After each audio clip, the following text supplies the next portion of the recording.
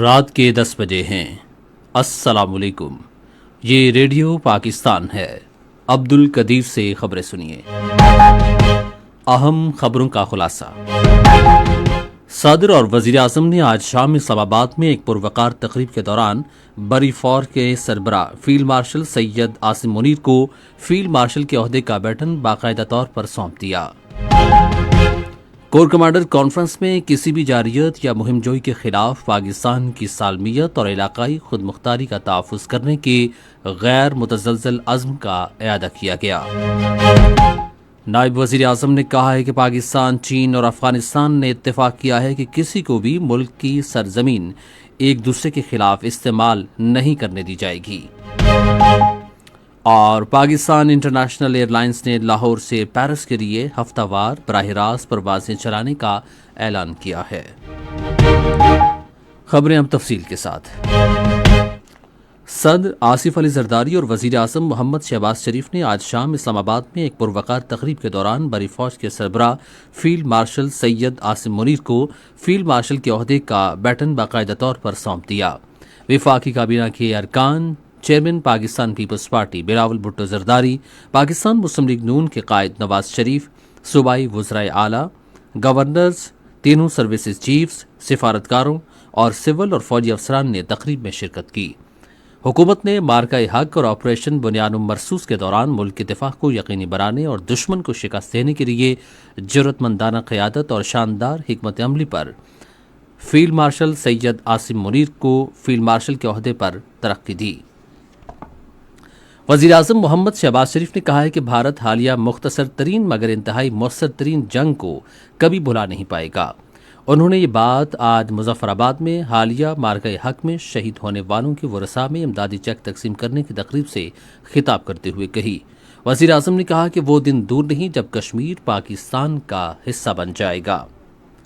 Field marshal Syed Asim Munir chief of army staff کے زیر صدارت 270ویں corps commanders conference general head quarters Rawalpindi میں منعقد ہوئی۔ کانفرنس کے آغاز پر آپریشن بنیاد مرصوص اور حزدار میں دہشت گردوں کے وحشیانہ حملے کے شہداء کے ایصال ثواب کے لیے فاتح خوانی کی گئی۔ فورم نے نہتے شہریوں بالخصوص معصوم بچوں کو دانستہ نشانہ بنانے کو انسانیت کے بنیادی اصولوں اور بین الاقوامی قوانین کی صریحاً خلاف ورزی قرار دیا۔ آرمی چیف نے ایک بار پھر اندرونی استحکام اور قومی سرحدوں کا تحفظ یقینی بنانے میں پاک فوج کے کلیدی کردار کو اجاگر کیا۔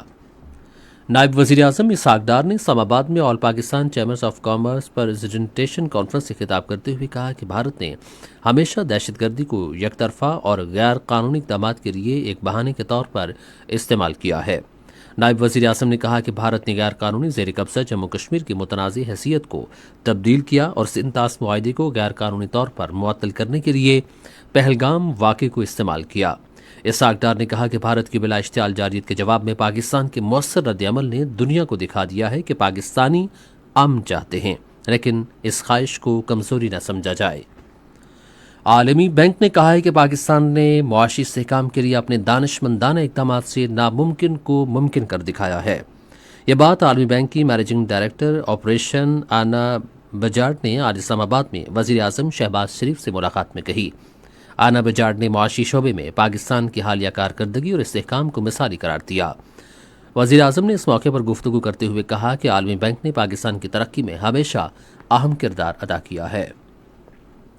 نائب وزیر اعظم محمد اسحاق ڈار نے کہا ہے کہ چین اور افغانستان کے ساتھ واضح معاہدے ہو گیا ہے اور کالعدم T T P, Balochistan liberation army اور دوسری دہشت گرد تنظیموں کو کسی بھی ملک کی سرزمین ایک دوسرے کے خلاف استعمال نہیں کرنے دی جائے گی۔ انہوں نے آج اسلام آباد میں ایک نیوز کانفرنس سے خطاب کرتے ہوئے کہا کہ ان کا چین کا حالیہ دورہ انتہائی کامیاب رہا اور پاکستان نے سفارتی، تصویراتی اور اقتصادی محاذوں پر نمایاں کامیابیاں حاصل کی ہیں۔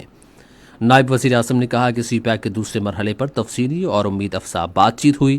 انہوں نے کہا کہ ہم نے ایک خطہ ایک شاہراہ پروگرام کے تحت کامیابی سے وسیع تعاون کی بنیاد رکھی ہے۔ نائب وزیر اعظم اسحاق ڈار نے کراچی اسٹیل ملز کے مقام پر خصوصی اقتصادی زون کے قیام میں تیزی لانے اور غیر ملکی اور مقامی سرمایہ کاری کو راغب کرنے کے لیے بہترین عالمی طریقوں کو اپنانے کی ضرورت پر زور دیا ہے۔ وہ اسلام آباد میں کراچی انڈسٹریل پارک کی ترقی کے لیے تجاویز کو حتمی شکل دینے سے متعلق کمیٹی کے اجلاس کی صدارت کر رہے تھے۔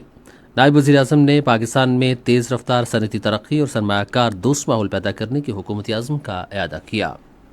اور پاکستان انٹرنیشنل ایئر لائنز نے بین الاقوامی آپریشنز کو وسعت دینے کی حکمت عملی کے تحت لاہور سے پیرس کے لیے ہفتہ وار براہ راست پروازیں چلانے کا اعلان کیا ہے۔ پی آئی اے کے ترجمان کے مطابق نئے روٹ پر پہلی براہ راست پرواز اگلے ماہ کی 18 تاریخ کو روانہ ہوگی۔ اسی کے ساتھ خبریں ختم ہوئیں۔ مزید خبروں اور تجزیوں کے لیے ہماری ویب سائٹ ہے radio.gov.pk اور فیس بک کے link radio Pakistan news official پر براہ راست ویڈیو سٹریمنگ بھی ملاحظہ کیجیے۔